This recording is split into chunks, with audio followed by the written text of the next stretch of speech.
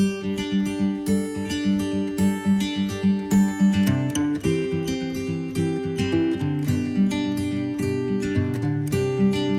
afternoon, I'm Rex Willis with Freightliner of Utah, Warner Truck Centers in Salt Lake City, Utah. And today I want to do a walk around of the all-new model year 2018 Freightliner Cascadia. We've come a long way since the old freight shakers. This is our newly redesigned truck, inside and out. Freightliner's completely redone the cab and the interior of the truck.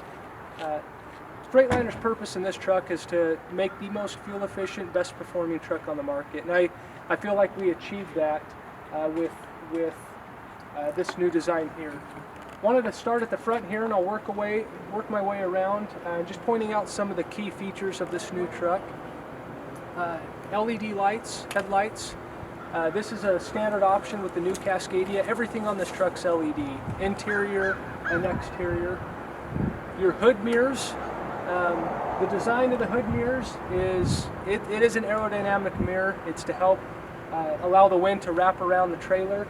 They're also heated. That's an improved component on this new truck, is the heated hood mirror. Your primary mirrors, also aerodynamic mirrors. They're sloped as well, and they're heated as well. On the side of your cab is the Bendix side detection system. Now this is in conjunction with your Detroit Assurance collision mitigation system that we'll talk about in just a minute. But this side detection system is exactly what it says. It's to detect those vehicles that are in your blind spot. You'll have a reader up here on the passenger side inside the cab that will show you when you've got a vehicle in that blind spot. So it's going to detect any side option there. That's not standard on the truck. That's an upgrade that NNT put on these new trucks to help keep their drivers safe, and it works really great with the collision mitigation system. Working our way to the back of the sleeper. To get the most aerodynamic truck, to get the most fuel efficient truck, we had to make the truck as aerodynamic as possible. That starts with the roof cap. It's all integrated. We've got your upper pieces. They're 24-inch side extenders. That's standard on this new Cascadia. And if you work your way down, the side fairings, your chassis fairings, are also 24 inches. They go to the back of the side extenders. This is the most aerodynamic, fuel-efficient truck on the market. Freightliner's done a great job. We're the only manufacturer that has a wind tunnel at the plant. And so to get this design, it was a lot of trial and error, a lot of research and development that went into the truck. We put the truck in the wind tunnel that's completely sealed off from any outside elements, and we allow that truck to be tested in the wind tunnel to give us the most aerodynamic design, and that's what we have here in this new model year 2018 Freightliner. So we'll work our way to the back of the truck.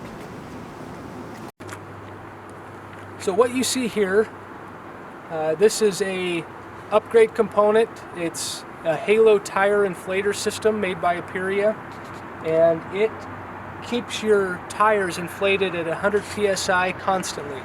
Helps with fuel efficiency and also helps with wear and tear. You go through less tires. Underinflation is one of the biggest problems that trucks have, so it was a very smart move for NNT to add this halo tire system. Helps regulate the tire pressure and to keep it constant at 100 psi. You also have a 36-inch slide fifth wheel. Gives you a lot of room to move that fifth wheel when needed. Michelin XD tires, or XDA tires, drive tires that Freightliner's standard with. In my opinion, the best tire on the market. Your rearmost cross member, it's a U-shaped cross member. It's no surprise how many kingpins are damaged when hooking up to a trailer. If that were to happen, you're going to hit this plate here and not damage your fifth wheel plate. So that's another smart component that was put on here to help mitigate repairs and maintenance. These new Cascadias are also equipped with dual 140-gallon fuel tanks, so plenty of fuel to get your loads delivered where you need to. Our frame-mounted step here on the driver's side, also with your grab handle here, easy to get on and off the catwalk. Plenty of deck plate here, 42 inches of deck plate, so plenty of safe area to be working. As I said before, everything on this truck is LED. These are upgraded options here. These high side extender lights, your trailer lights, again LED, they give you a clear vision on the sides of the trailer. Your utility lights are also LED. So you've got your 2 lights here and 2 higher lights to help give you better visibility on the trailer. Along with your dual 140-gallon fuel tanks, you also have a 23-gallon DEF tank, which gets you about 300 miles per gallon. Largest DEF tank that we offer. If we work our way over here, so this is your kick-out door for the sleeper. William was adamant about having an escape door for your drivers in case of an accident. Also easy to get your mattress in and out, or if you're changing trucks, that upgraded option there is a big plus for your drivers. If you ever need to open it and let some breeze through, you can also do that as well. A lot of drivers seem to be doing that now. You've got your release cable here. I'll show you your baggage compartment.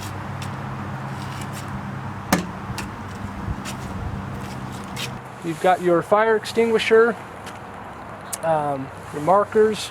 That leads obviously right into the bunk there. LED lights inside. If you noticed on the truck, there's no exterior antenna. It's all integrated. It's integrated inside the roof cap. Helps with maintenance, no more damage to antennas. The signal's still great, and it helps with that aerodynamic look of the truck, making it all integrated. One thing also to point out, to make the most fuel efficient, best performing truck, a lot went into the little details.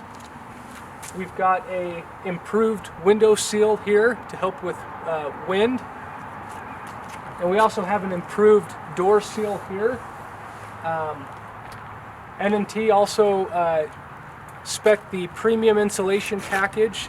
It is the quietest, most comfortable truck I've ever been in. And I think you'll notice driving this, it is very comfortable, very quiet. All these little improvements that you see help get us to that fuel efficient, best performing truck. Another improved design that Freightliner made was on the battery box and the batteries itself. So your batteries are located right here. On the old design, we'd have 2 batteries in front, 2 batteries in the back, and it made hard for technicians when they had to replace a battery to replace that back battery. So we went to this parallel design. You have all 4 of your batteries lined parallel on the frame rail. These are the best batteries on the market. They're the North Star batteries. They are definitely an upgrade on this truck. It's the best battery that we offer, and frankly that any manufacturer offers. It's got a warranty on the batteries, and it helps you keep running on the road. Limited battery failure. One thing I did want to point out is your battery disconnect switch. You've got very expensive batteries here on the truck. To keep them running right, we recommend turning off this battery disconnect switch if you're going to park the truck longer than 2 days. So switch is located right here on the driver's side. Again, if you're parking it for the weekend, get in the habit of turning that off. It really reduces the downtime with battery failures. And it's simple and it's visible here. You can power it back on when you're ready to hit the road again. Just 2 simple latches here. Easy to raise and lower that hood. as you see, that's where the meat and potatoes are under the hood. Very easy to open up that hood. Doesn't take much force at all. One thing I wanted to hit on was the bumper. They actually took some mechanics across the country, brought them into the plant, and got their input of what they would like to see on the new truck. What improvements needed to be made firsthand from technicians and from drivers. Technicians suggested to limit the repair time. It's common that when the technician needs to get into the engine compartment, he's got to take off the bumper. So Freightliner designed this new bumper. It's a two-piece design. Some simple bolts, latches to take the bumper off, and really opens up that space to get inside the engine compartment. Also saves the customer a lot of money. Now that it's a two-piece design, if you've got a deer strike, which we hope never happens, if it does, you've got your X-Guard bumper here. But if you ever get a side impact, you now don't have to replace the whole bumper. You just replace the side that was damaged. So it helps on repair costs and helps on downtime as well. Freightliner's always had a two-window piece design. We just recently on this new model went to the one-piece design. The reason behind that was visibility, safety for the driver. When you turn on your window wipers, you now get a full sweep of the window, which gives you a lot better visibility. No longer do you have the middle gunked up with debris. You have a clean sweep. And the hood,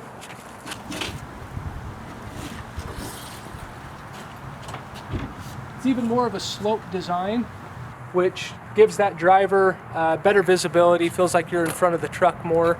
And one thing to point out, if we work our way over to the front of the truck, one thing to point out is when you do open the hood, you've got two quick release latches here that you're probably already familiar with the X-Guard, but you've got to lower that to then get the hood down. Freightliner redesigned this grille. Freightliner redesigned the grille. You now have an aggressive grille. You've seen the classic Cascadias running around that have more of the slope grille. This is one of my favorite pieces of this new truck. It really distinguishes the new truck a lot. You can tell off the grille. And NNT spec the chrome grille, which gives it just a lot of flair, a lot of look up in front of the truck. As mentioned previously, here's your Detroit radar. So this works along with that Bendix side detection system. Detroit's radar is an improved radar. I feel above our competitor. We've got 100% braking on stationary objects. You're familiar with the radar, you've been running it in your Peterbilts. The benefit of running the Detroit radar is you now have a Detroit radar. It's paired with a Detroit motor, which is mated to a Detroit transmission, which is mated with Detroit axles. So you have a full integrated truck. And because of that, the truck communicates, the parts communicate a lot better than having mixed parts on there. It's the radar especially, it sees out further than our competitor, and it brakes on humans. So if you have a human crossing the crosswalk, it actually picks up the bone density in the elbows and the knees, and it recognizes it's a human. Doesn't do it on animals yet. That's to be determined. We're still working on that, but we feel like we made a big leap making it recognize humans and also giving it the full braking. So that's a little bit about the exterior of the truck, and we've covered the interior. I'm confident that you'll love this new truck. The transmission is it's been groundbreaking for Freightliner. Even owner-operators that have always been used to the manual transmission, once they've driven this for a couple of weeks, they seem to love it. It really cuts down on the fatigue, and it's easy to drive, and it's comfortable. Again, I'm Rex Willis. We appreciate your business and everything that you guys do for us and for the company, and thank you.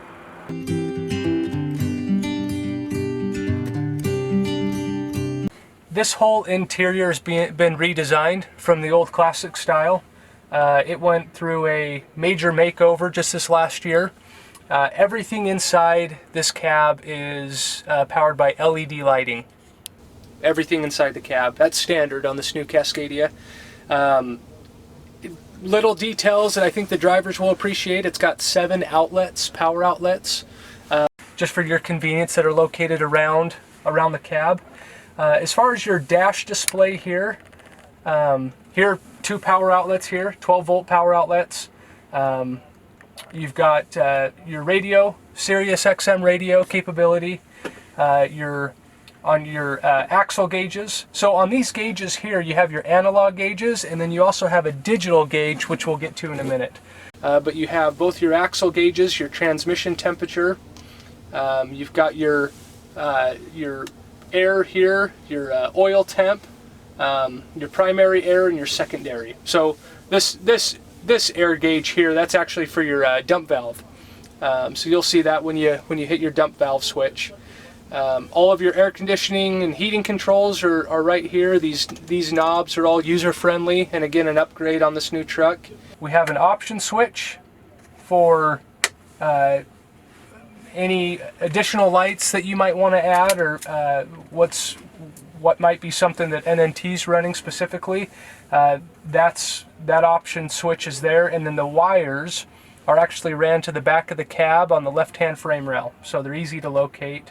You also have an additional op switch here, another one here. So you've got 3 optional switches. Your engine fan.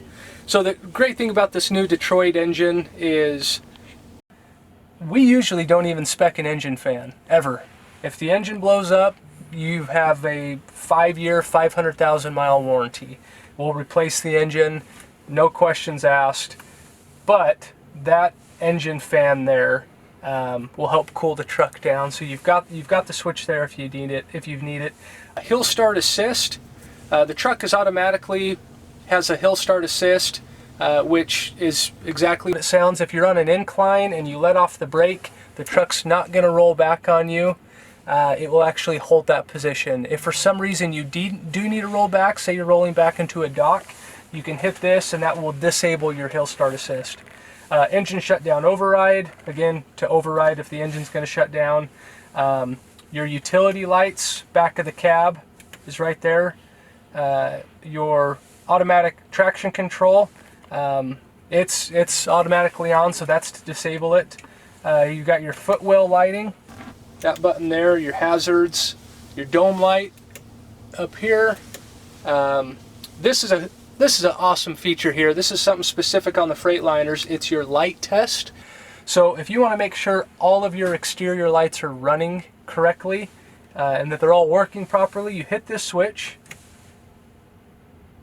and you'll hear it start to tick, and the purpose is to get out of the truck. Here we go. If you look at your display here, which no need to now, but your lights are flashing on this display. So the purpose is to do a walk around. You hit the switch and then you get out of the truck and you do a walk around, and all of the exterior lights will flash. And then you know that your lights are all working properly. So you come back in the truck and you can hit that pre-trip switch again and it turns it off. So it's great to do your DOT walk around. Ambient light and sleeper dome light, again, for your lights up here that are LED powered. And then you have your trailer brake and both your trailer air supply and your parking brake here. Your inner axle diff, lock or unlock, your air slide for your fifth wheel, and then your suspension gauge here to drop your suspension. Plenty of cup holders. We have 3 cup holders. I know it's something minor, but for drivers I feel like it's a big priority, is having a passenger cup holder here so the passenger doesn't have to reach all the way over. And then you also have a thermos or a cup holder located down here. So now we're going to switch to the display and go over some of the functions. Everything's digital on this truck. So I want to run through your driver display. You'll spend a lot of time here on the display and the functionality. One thing to point out before we dive into that is your fuel gauge here. Your white needle is your fuel and the blue needle is your DEF. So it's a dual pin or dual needle design. And then we have our 4-inch driver display, and everything's done right here on your controls. So right-hand controls is your cruise control settings and your lights to turn off and on your lights in front. On the left here, it thumbs through. We call these pages here. So right now you're on your home page, and if you see, we'll just thumb through on your home. Let's stay on the home page. We'll come down. This shows you your current trip. So if you want to reset that trip, press and hold OK. And just reset your trip. And then you have your leg, right? So you have a leg and you also have a trip. So if you're doing multiple legs and you want to see what total that trip turned out to be, that you have the option to do that. We're going to thumb to the right. We're going to come to this page. This is your driver assistance page. So if you're on this screen, this will show you in feet how far the car is in front of you. So if you need it's constantly giving you an accurate readout when your truck's turned on and you're driving of how far you're tailing behind the car in front of you.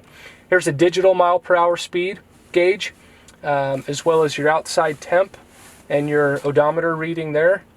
There's your driver assistance.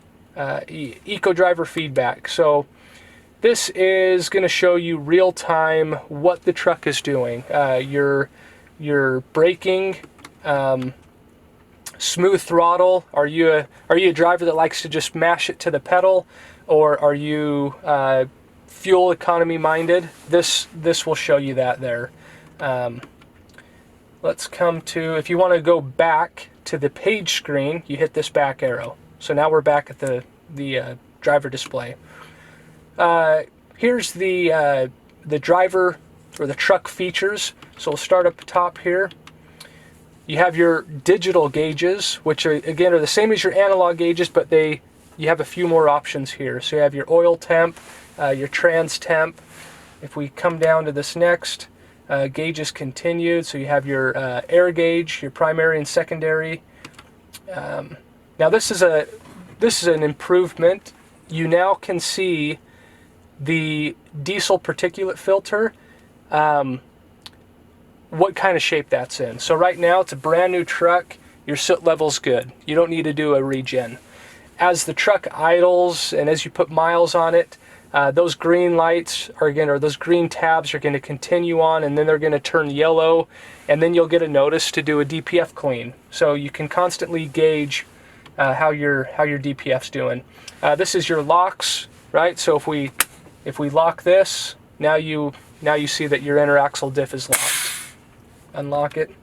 And then you've got your vehicle settings. If you want to get into your cruise control, you just press the OK button, and now you can come down to cruise control, transmission, idle adjust, optimized idle.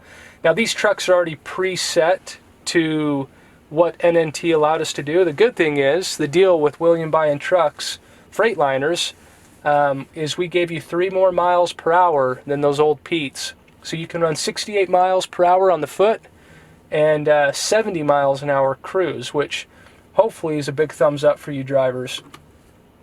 Now we're going to come back to our page settings, so we're just going to hit the back arrow again, and now we can come over to engine maintenance, right? So that tells you got 7 hours 48 minutes on the engine. We did testing at the plant, obviously, to make sure everything was up to par. Don't worry about the diagnostics. This is for technicians, for software updates, that sort of thing. If you have an alert, so this is another improved option or improved parameter. When your truck throws a fault code, you now can see what that alert is on this screen. So now we're going to come over. Now here's your audio settings. And if you connect Bluetooth, you've got your telephone settings there. And then on this last page, you've got your alarm clock. You set that. And your dash display. So you can do dash brightness, lighting, units. Do you want to see speed in miles per hour or kilometers? Do you want distance in miles or kilometers? That sort of thing. So we can hit the back button here. You can set your time for the truck, language, custom gauges, and that's about a wrap for your driver display. It's very driver intuitive. easy to navigate once you get the hang of it. We kept that in mind when Freightliner designed these trucks. Another upgraded option is getting in and out of the driver's seat can be tough. You're kind of limited on leg room.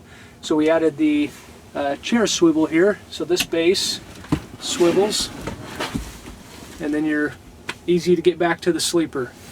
Comes back, locks into place.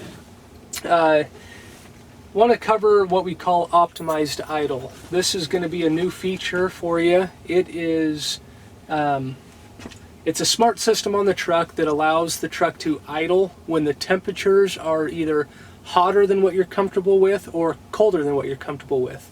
And so the temperatures that we set with NNT was 35 degrees on the low end, 70 degrees on the high end.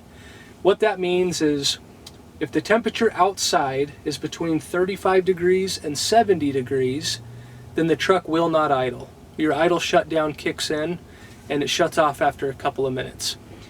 But if it's 20 degrees outside or it's 95 degrees outside, if it's hotter or colder than those set parameters, then we have what we call optimized idle, so that you can still sleep comfortably but not idle the truck all night, because we know idling is the worst thing for a truck. It clogs up your DPF, and it's what causes a lot of downtime and a lot of money. So we want to make sure you're comfortable sleeping, and the way we do that is what we call optimized idle.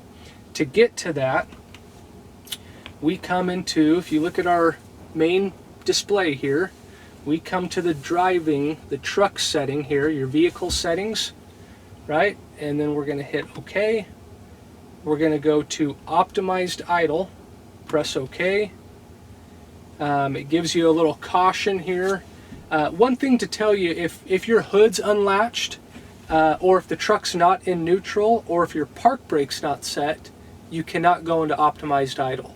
You've got to make sure your park brake's set, you got to make sure you're in neutral, you got to make sure the hood's latched. So with optimized idle, to get to that setting, we come to our vehicle settings here, we press OK. We come to optimized idle, we press OK. And now standby mode, engine may start or stop automatically. Temperature outside right now is probably 45 degrees, so it's within your parameters where it's comfortable enough to sleep without running the truck. 45 degrees, you're comfortable in the cab, optimized idle's not going to start. But if we leave it in this position and it drops to 32 degrees tonight, you're going to be below that 35 degree threshold, the truck will start automatically, heat up the cab, and then shut itself off once it's 5 degrees below that set point, if that makes sense. So 35 degrees is your threshold. It's going to start up the truck automatically. It's going to let it run to 40 degrees and the truck's going to shut off, and then it's going to when it drops below that 35 degrees, it's going to start back up. And that's optimized idle. That's how that works. We redesigned the whole interior. The LED lighting it's actually a company that helped with the Boeing jets, the lighting inside. They're the ones that did the lighting in this truck. It's an improvement from the old classic Cascadia. It definitely feels a lot more open in the truck. I know sometimes cabs can be congested for drivers and you're spending your life in here, and so you want it comfortable. And Freightliner took that in mind when they designed this truck, from the lighting to opening up the cab. I mean, you can see how tall it is. You've got plenty of room in here. All the cabinets are now different. It has more of a sleek look. Plenty of coverage up here, or compartments. So you've got some storage compartments here. Your privacy curtains up here. This is a tall closet. You can hang your clothes in there. You've got your writing table. You can hook up your computer there, play games, whatever you like to do when you have some downtime. And then we have just another compartment down here. William, when we spec'd these trucks, was adamant about having a kick-out door, and so we added a door here for the sleeper. Also easy just to, when you're changing trucks, opening up the door and getting in and getting your mattress and things in and out of it. Wanted to show you the bunk. So this is a new design on this Cascadia. So bring that down. And no longer do you have to jimmy rig trying to step on cabinets to get up to the bunk. So this ladder is a new design on this Cascadia. It holds up to 400 pounds, so about half the driver force can get up and down this truck. No, I'm kidding. But it does hold 400 pounds, and it clips out of the way, so very easy to get, you know, off and on that top bunk. NNT spared no expense. I know William wanted to keep the drivers happy. I know this is a big change coming out of the Peterbilts, and we want to make sure that you're comfortable in the truck and that you have the amenities that you need driving. We got a flat screen TV mount here that it folds out of the way, right? You can set your TV up here. It's already routed, so it's just a plug and play. You also have another power outlet right here, and you'll find those all throughout the truck. I think there's a total of seven of them. The microwave compartment, again, something small, but Freightliner took into consideration all different sizes of microwaves. And in the old classic Cascadia, we had this short compartment, the small box, and that was all you got. You now can put really any size microwave you want in there. Straps are included. Working our way down here, we have just another compartment there, and then you've got our fridge and freezer. No maintenance on them, and a lot more durable than the old style fridge. We also put a cab blowout kit in your trucks. Just blow off hair, dirt, you know, dog hair, anything like that if you're traveling with a pet. So another convenient item to have that isn't standard in the trucks, but again, wanted to make sure the drivers were comfortable in their homes. So to cover the S-bar heater. Well, what is the S-bar heater? The S-bar heater is located right here, and it's a cab or sleeper part of the cab heater that's run off the batteries. And the purpose of the S-bar is to get heat into the truck without running the truck, without wasting fuel. It will drain the batteries. You have about 10 hours of S-bar time, of heater time. S-bar is just the name of the manufacturer, so it's an S-bar heater. You've got 10 hours before your low voltage disconnect kicks in and kicks out your S-bar. So plenty of time to run the heat. You'll never drain your batteries to the point where you can't start the truck. That's why it's tied to your low voltage disconnect. It will just turn it off. You'll have to start the truck, but that's every 10 hours. So these controls up here, how to engage your S-bar heater. So I'm going to show you how to engage your S-bar heater. The first thing we do is we turned off the truck. We just have it in your accessory mode. Just one key click over. And then what we're going to do here is we're going to make sure this is your master fan switch. So if you turn this on, here comes cold air out of the vents. If you want hot air to come out, it's only going to come out of your sleeper, and it heats up the cab pretty quick. We're going to turn that off. We're going to hit this little button that shows a person sleeping. Once we hit that, it now gives controls to whoever's in the bunk. So if you're sleeping or lying down, you now can run the heater back here. We're going to hit this button. Right now it shows heater stopped. Now heater's enabled.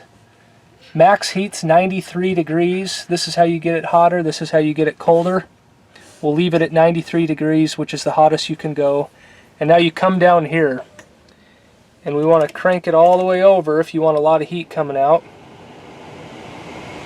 You just heard that kick on.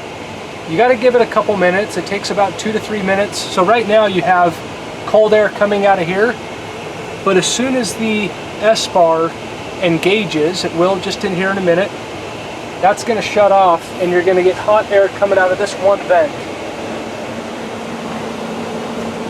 Right now, so the S-bar heater, it has to ignite, right? It's located underneath our cab, and that's why it's taken just a couple of minutes to get going. We have it enabled here, so everything you've done at this point is correct. Now we wait for it to ignite, and we'll feel that bunk heat kick in here.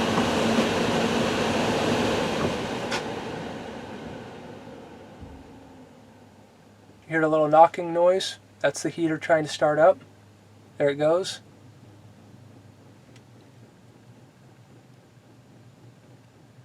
That knock, that's the heater firing up. And now you have heat coming out. Comes out of this one master vent here. Take this and show that bit.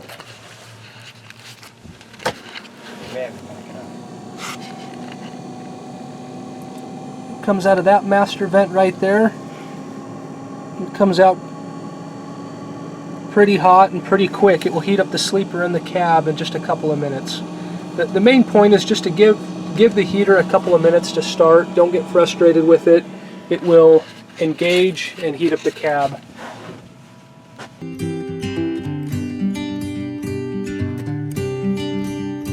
This is a 12-speed transmission, not a 10-speed. So 12-speed forward gears. It does have 4 reverse gears. 4 reverse. Yes, but we may have 2 of them locked out. So you might only have 1 and 2 reverse. Right.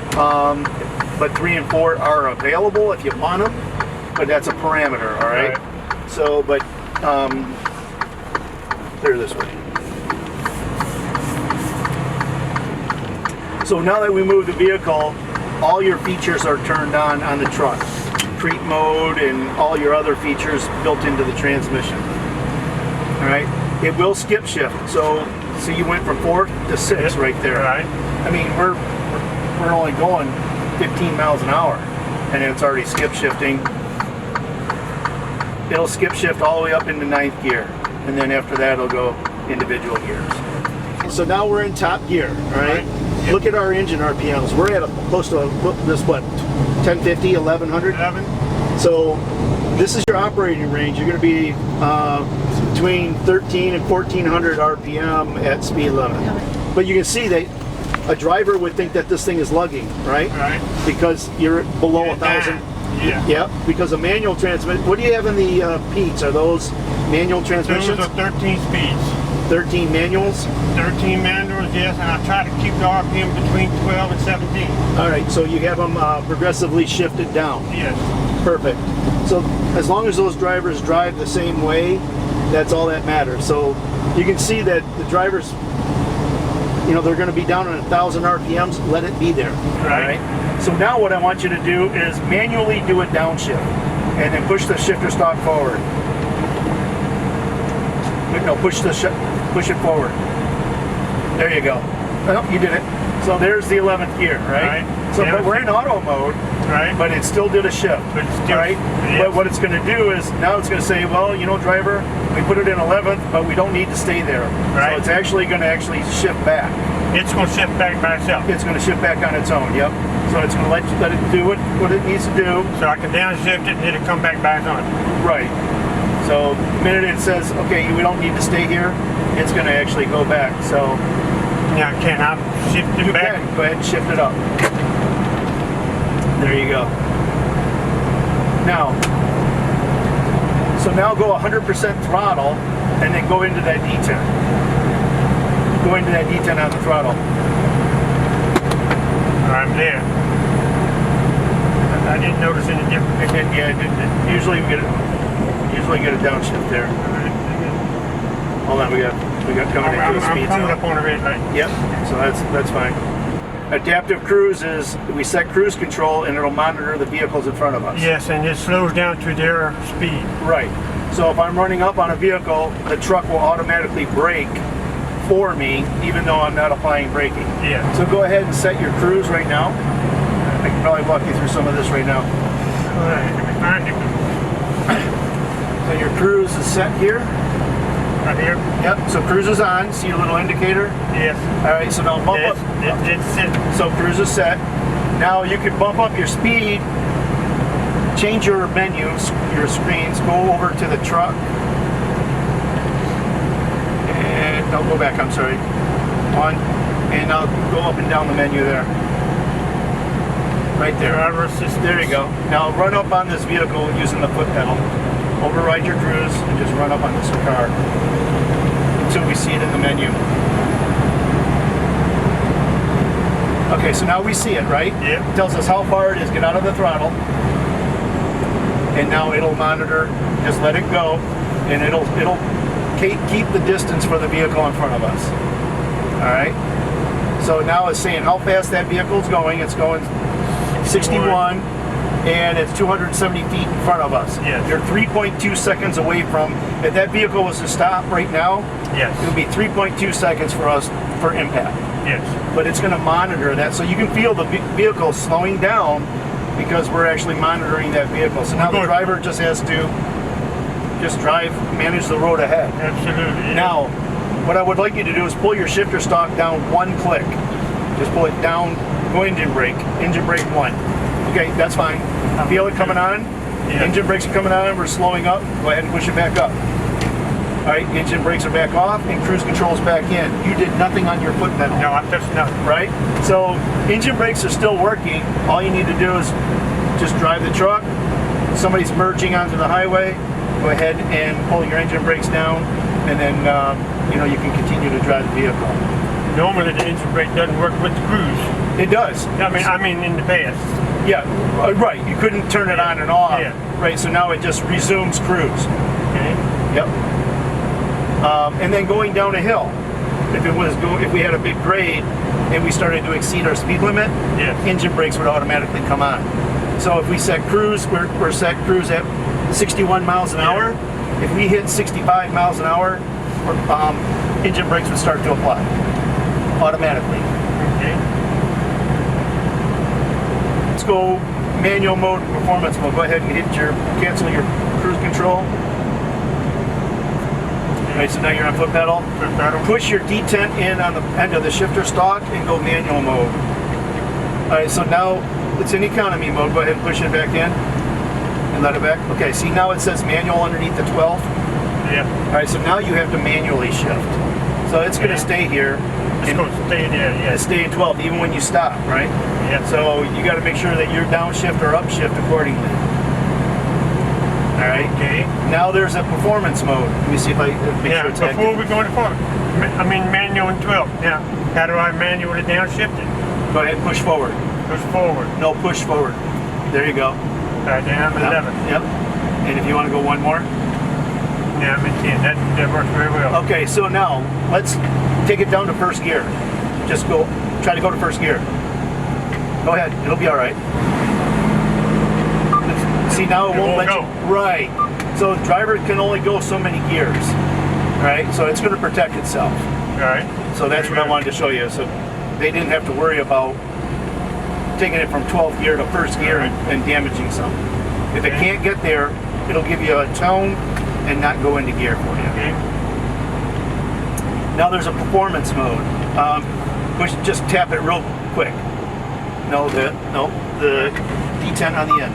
So just tap it real quick. Right. Economy. There Performance. You go. There's performance mode. Now you're in a different shift schedule again. So this is pulling mountains and grades and stuff like that. Right. All right. This is not a fuel economy benefit, but it does change the shift schedule for them. It's for pulling. This is for performance. It's not for fuel economy. It will not stay there long term. So if they're driving in performance mode for long periods of time, it will revert back to economy mode eventually. All right, it'll monitor the driving characteristics of the truck. So if you push in and hold, it goes to manual mode. If you just tap it real quick, it goes to performance mode. Okay. All right. So that's your forward, reverse, performance mode. Now let's talk about the features of the transmission. Some of the stuff we can't demonstrate because we're not at highway speeds. We have a feature called E-Coast. Anything over 45, 50 miles an hour, if we're going down a grade and there's no throttle is needed or engine brakes are needed, we actually put the transmission in neutral. Engine RPMs come to about 500 and it'll say E on the instrument cluster. That's coasting, E-Coast. And then if you get on the throttle, the brake, or the engine brake, any type of stimulus back into the electronics, then it will actually go back into gear automatically and do what you request, either throttle, engine brakes, or foot pedal. So any of those features, it'll automatically do that. Yeah, creep mode is allows the vehicle to creep forward and backwards. Right. In gear, it knows how much load. It'll do it with a 80,000 pound load. Right. So when you stop at the light or in heavy traffic, all you do is get off, just like your passenger car, you get off the brake, Right. the vehicle will creep forward. And you can shift through a creep mode, so if traffic starts to pick up a little faster, you can actually shift through a creep mode. That would be good for like loading docks and Loading docks, heavy traffic, and it also works with hill start aid. So if you're on a hill, what do drivers mostly do? They use 2 feet, right? Yeah. One's on the brake, one's on the throttle. Yeah. Just take your foot off the brake, hill start aid will hold you, and then actually it will start to creep forward. Right? So you'll hear the hill start aid holds you, brakes release, and then starts to creep forward. They work hand in hand with each other. So that way you don't have to do the double foot pedal. Right. You just go right from the brake, right to the throttle, no hurry, and you can do that on a 3% grade. Okay, see the E in the bottom? Yes. And look where our engine RPMs are. Down to 5. Listen how quiet the truck is. Yeah, it's ghosting. Right. It's completely out of gear, engine RPMs, and I've done this for 5-6 miles. All right. So now do one of 2 things: either get on the throttle or step on the brake. But get on the throttle. Go ahead. It went right back into gear. Right back into here, yes. And it was very smooth. The transition was nothing. Yes. Right. So that was our E-Coast feature. Good job. So that's what that is. Yeah, that works well. It saves on the fuel and everything. Exactly. Shuts the engine RPMs down. Base idle 500, even lower than base idle. They go right down to 500 engine RPMs. Well, that's good. We showed that. We're going to show the creep mode. You know, we have direct communication line from the engine to the transmission because we make the engine and trans. So you don't have any of this Eaton versus Detroit or any of that, right? So the communication between the controllers are direct. This has IPM on it. We know the angles of these roads. Yes. All right, so the transmission has an inclinometer into it. So we know the angle of this road, we know how far this is, and we know that there's a hill coming up. All right, so what's going to happen is we're in E-Coast. If we were in cruise control, it actually would get, it would coast. This is called dip coasting. Right. We'd go into this and then throttle into this grade here going up the hill. Right. To maintain our speed.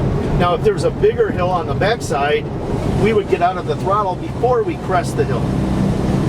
All right, Okay. we wouldn't even crest the hill. We'd be out of the throttle, knowing there's a bigger hill on the other side.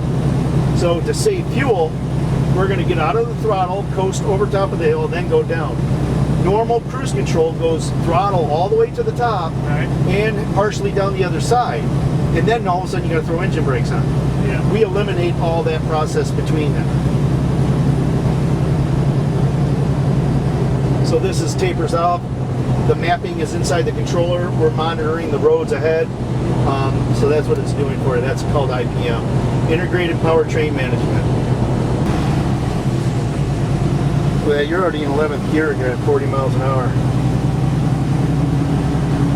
So it does all these short shifts for you. Yeah. Go ahead and set your cruise control. No, your cruise. Your cruise control. Okay. What? I set 60. Okay. So I want you to run up on your truck. Being that this is your truck, go ahead and throttle. So engine brakes are coming on already. You They're feel already it? coming on, yes. Yep, because you're going, and that's fine. Because it's saying you were going faster than your set cruise speed. Right. All right, so engine brakes came on automatically. Now let it go. It's going to continue. That's fine. So it's going to throttle, and then it's going to throttle even more to climb the grade. So you can see that engine brakes in cruise control will slow you down going over the other side. The engine brake will come on back even though I'm not. Even though you're in auto mode, that's why it's supposed to be there. Okay. That's where the drivers are needing to drive. All right. And the downshift. And so the downshift on the grade, and we're monitoring this vehicle. All right. Yep. I want you to run up closer to this vehicle. With the throttle? You have the throttle. Yep. With the throttle. So go ahead and run up on them. So you're overriding it right now. Okay. That's okay. So can you guys hang on a little bit? I'm with the throttle. Okay. Now get off the throttle. Off the throttle. Okay. So now let it go. Just let it go.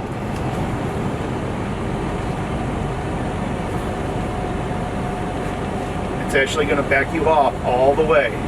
It's going to put you back into your following distance. And it's still on cruise? It's still in cruise. See your little green car in your circle? I see That's that. saying cruise control is still on. I see the little circle with the arrow. Yep. So now it's going to back you off. It stayed in cruise even though I throttled. Right. Now if you would have ran up on him, it would have braked. The brakes would have applied automatically. Right. Right. Is it more aggressive? The brakes more aggressive on cruise than they are on non-cruise? Not for a collision event. All right. So in adaptive cruise, they're going to be aggressive to. It all depends on the closing rate of the vehicle. That determines how aggressive your braking is. Right. Right. If you're going 60 and that vehicle's going 20. Right. Engine braking is going to be very aggressive. Right. Everybody's going to be kissing the dash. Right. Now, if that vehicle's going 40 and you're running up on it on 60, right. It's going to give you tone and start to apply braking. And then if you do nothing still at that point, then it's going to slam on the brakes. Right. So if we can stop short, if you can even stop now, that'd be great. Go ahead and still stop. Right, complete stop. All right, now get off the brake, but no throttle. Okay. All right, so feel it, it's creeping forward already, it's right? creeping, yes. So that's what you're going to do in heavy traffic. All right, go ahead and roll into the throttle. You didn't have to do anything. You didn't have to do the brake and the pedal, right? So, but you can actually creep faster than that. You could actually shift, which is perfect. Go ahead and stop again. Stop all the way before the light. Stop. All right, now what I want you to do, put your foot on the brake. So what I want you to pay attention to is when you get off the brake, you're going to hear the brakes discharge. Even though you let off the brake, it's not immediate. Go ahead and let off. There you go. Feel it? Yeah. It clicked in and then gone. So now but now if you shift forward, that's okay. Now you actually can creep a little faster. You can creep all the way up into 5th gear. Okay. All right? So as traffic starts to go faster, you can go faster. So go ahead and just roll into the throttle. That's our creep mode. It works backwards going, as you're going to back into the docks, Right. same thing. Right? Get off the brake and then just let it back up that way. Don't have to throttle. Right, so you're not having this, when you come up to the light, you see the trucks torquing all Yes, the time? absolutely, That's because drivers dumping the clutch and heavy in the throttle when you don't need to torque the vehicle. Just get off the brake, roll into it, and start to roll. You can see there's plenty of performance here. Yeah. So we have, let's talk about going down a big grade. When a driver's going down a big grade and he wants to keep it at 45 miles an hour, he sets his cruise at 45, and then the engine brakes will actually hold him at that 45, and he'll go low, medium, and high engine brakings accordingly. All right, to hold him at his speed. Automatic come on with the cruise on. Right. The other way to go about it is descent control. Is go down the grade, apply engine braking at the speed you want to go, and then set cruise. That's the only time cruise control will work. Right. When you're trying to set cruise with engine brakes on. All right, so that's called descent control. That'll manage your speed going down the grade also. Let's talk about cruise control. If you're in cruise now, right? Or no, you're on foot pedal? No, I came out of it. All right, so pull the shifter stalk down 1 notch. 1 notch. All right, but get in the throttle. All right, so you're in the throttle, right? Yeah. And the engine brake is on, and your indicator on the dash should show that engine brake is on, Yes, right? yes. All right, now try to set your cruise control. Yep, go ahead and hit set. All right, so it tells Engine you. brake off. That's right. So you get a pop-up screen on the instrument cluster saying you cannot set cruise because engine brakes are on. Right. Go ahead and push the engine brake off. There you go. Now try to set your cruise. And it's set. Right. So think about what happened. You got off the throttle and engine brakes come on automatically. You're fighting the electronics, right? Right. So we actually had that pop-up message saying, driver, you need to do that. Those are called pop-up cards. Right. So That's good. It tells you what's going on. right, he's going, how come I can't set cruise? Is it broken? No, there's a message across the dash saying this is what's supposed to be happening. So you saw the pop-up cards across your instrument cluster. All your DT12 stuff comes across your instrument cluster. You can navigate while driving, you know, on your information. You also have these overspeeds and underspeeds. That's actually does your adaptive cruise. So that'll do your overshoots and your undershoots. Distance warning. Distance warning? I had a distance warning. Because you were following too close. Yeah. And so it'll pop up saying that you followed too close to that vehicle in front of you for over 10 seconds. So it was a yellow card that popped up, Yeah, right? it was a yellow card, yes. Yep. So that means if those, you know, you got a driver that's tailgating, Right. it's going to inform him that he's following you too close. Actually, I want you to get straightened out here, then I want you to try something before we do something. Okay.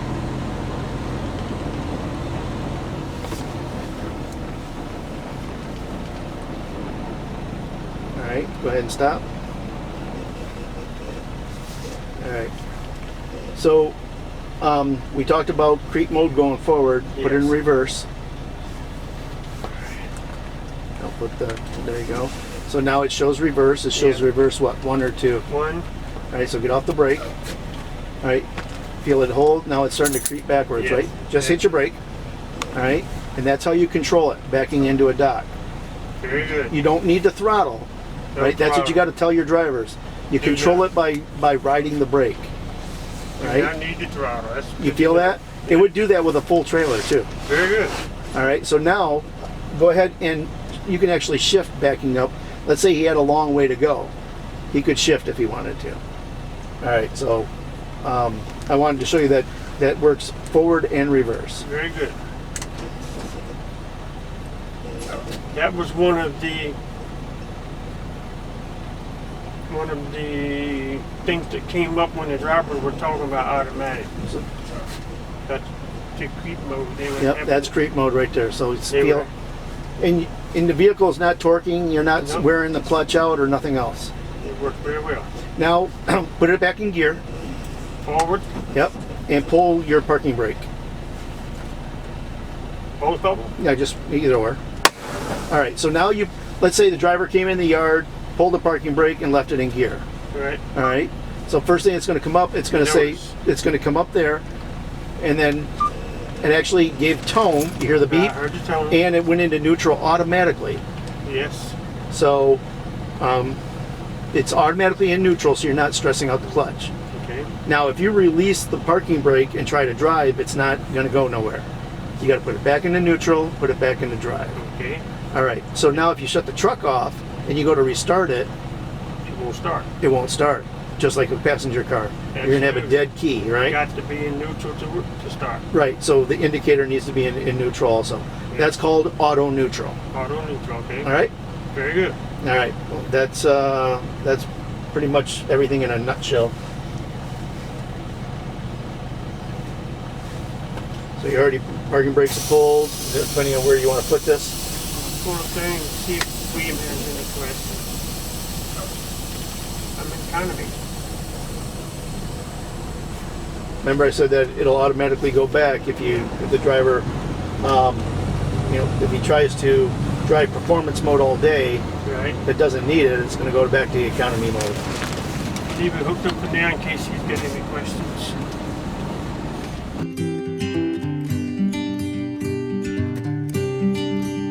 Talk about the shifter stock that's inside the vehicle. It is on the right hand side of the steering wheel. There is 4 switches on the shifter stock. On the end of the shifter stock, you'll see the M and the A that actually changes your mode. So if you when you start the vehicle, it'll usually start out in the auto mode or the economy mode. If you wanted to go to manual mode, you would actually push the detent in and hold it for a second on the dash display. You'll see it change from auto mode to manual mode. There's also a performance mode. If you push it in real quick and snap it back, that'll actually put it into performance mode. You see in the center you have your drive and reverse. You just twist the collar forward for drive or twist it down for reverse. The shifter stalk also moves front to back. If you needed to do a manual gear shift, you would actually push it forward for a shift, or pull it back for a downshift. So you have your different shifting sequence there. It also actually moves up and down. So to apply engine brakes, you'd normally drive with the shifter stalk in the up position. So if your hand was below the shifter stalk, pushing from the bottom up, that's called the auto position. One click down would be low engine braking. Another click down from there would be medium, and then all the way in the down position would be high engine brakes. So when starting the vehicle, make sure your battery disconnect is turned in the on position. Your shifter stalk is in neutral before starting the vehicle. Turn the key to the on position, wait about 8 seconds for the gauges to sweep, and then go ahead and start the vehicle. Once the vehicle is running and you have full air pressure, you can release the parking brakes and select the drive position. All right. So talking about the driving modes, using the D10 on the end of the shifter stalk, you have economy mode, performance mode, and manual mode. When you start the vehicle, it usually starts out in economy mode. If you want to go to performance mode, you do a quick tap on the end of the mode button, and it'll put it into performance mode. You will see that on the instrument cluster. If you want to go into manual mode, you would actually hold the detent in a little longer and wait for it to change on the instrument cluster and then release. Engine braking, as you can see, all the way up is in the auto mode. And to apply engine braking, if you're requesting engine braking while on foot pedal, you actually just push the shifter stalk down 1, 2, or 3 clicks, depending on how much engine braking you would like. 1 click down would be a low engine brake or a low intensity, and then 2 clicks would be a medium engine braking. You could get a downshift on that second click, and if you went 3 clicks down on the engine brake selection, you will for sure get a downshift on the transmission. So the features and benefits of the DT12, you have a direct communication from the engine to the transmission. So it's a proprietary data line. So you get quicker response with engine performance and shift schedules. Within the transmission, we have an ECOS feature. The ECOS feature is actually the transmission will be put into neutral when no load or engine brakes are needed. So you could actually see the ECOS feature come up. We'll talk more about that in a second. Skip shifting, it will skip shifting depending on what gear is needed. So you could skip 1, 2, or 3 gears depending, of the gear selection. It will only skip shift up to 9th gear. We have IPM built in. What IPM is intelligent powertrain management, and it knows the road ahead. It has predetermined maps that are in the controller and monitors the road ahead. So if you have big grades ahead or flat lands, or you're going to go down a big hill, it'll know what's coming up and shift the transmission and apply service brakes or engine brakes accordingly. So for skip shifting, the vehicle may start out in 5th gear if you're not connected to a trailer, but more than likely you'll start out in 1st gear. You could skip to 3rd, 5th, you could go every other gear, or it could jump more than every other gear. But just be aware that without a trailer, you could start out in 5th gear if you're bobtailing. So IPM has built-in maps into the controller. So you can see that we have pretty much all the major highways mapped out. And this will determine how the truck is going to react going down certain grades or certain dips, whether engine brakes will be applied. It also affects the cruise control logic. So creep mode. Creep mode is a really good feature for a driver. Once the truck is actually put into gear and moves, creep mode is then engaged. That's all you really need to do is just move the vehicle about 100 feet, and then creep mode is always engaged after that. Creep mode works forward and reverse, and all you really need to do is once the vehicle is stopped, get off the brake and allow the vehicle to start moving forward. Like I said, this works forward and reverse, so if you're backing into a dock, use the brake to control your speed as backing into a dock. You don't need to run the throttle to actually slam into the dock. Hill start aid and creep mode work hand in hand. So if you're on a hill, the hill start aid will hold you. You do not need to have your foot on the brake and the clutch at the same time. Get your foot off the brake.